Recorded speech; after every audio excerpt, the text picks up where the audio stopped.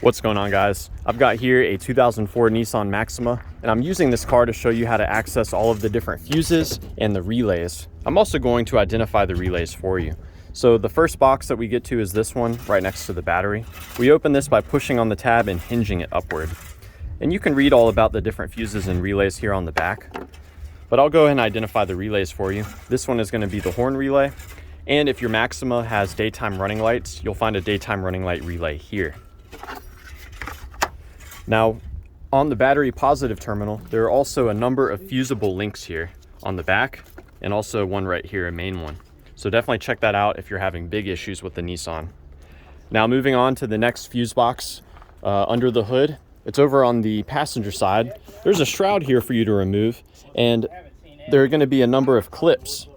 On this Maxima, they're pretty much all broken or missing, so I can just pull this straight up. But if you have any on your car, you'll want to remove them. That's going to expose the top of this fuse box cover here. And if you look closely, you can actually find there's a diagram here of the fuses, but none of the relays are identified, but I'll show you where those are.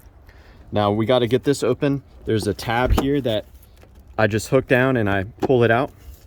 You'll find an identical tab on this side, but I can't really get to it. So I've had good luck with just unhooking the front tab and then grabbing this and pulling it up while I shake it around. Now that's going to show us the, this is actually a module that has relays and fuses installed into it. If you want to pull this out to gain better access, it's quite simple to do so. There's a tab here that gets pushed away from the body and you pull up. And we do the same on this side. So now that this is free, we can pull the whole assembly upward and we can kind of rotate it to the side like so. Now let's talk about the relays. This is going to be your engine control module relay. This is your headlight high beam relay. Here is your headlight low beam relay. There is your starter fuse, and there is your ignition fuse. Here we've got the throttle control motor relay. There's a fuel pump relay and a fog light relay there. The cooling fan has 3 relays. We have cooling fan relay 1, 2, and 3. So that just about covers it under the hood. Now we're going to move inside the car. We can find another fuse box here as well as some more relays. So to access this, you hook in here and just pull this down. It will hinge down. And there's a diagram there that identifies the fuses. Now, if your car has heated seats, there will be a relay here for that. This relay is identified as the heated steering wheel relay. And there are actually 2 relays on the back of this.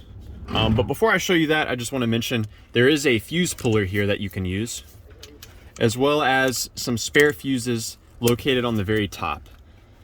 So the 15 amp fuse is missing, but that's a spare 10 amp fuse. And actually there's another spare fuse right here. So check the top for spares. Now let's get a look at the relays on the back of this. This is where we'll find the blower motor relay as well as the accessory relay. So they're blue in color and we can just barely see them here. The top one is the blower motor relay and the bottom one is the accessory relay. So yeah, I hope that this information has been helpful for you, or at the very least is a good starting point in troubleshooting the electrical system on your Nissan Maxima.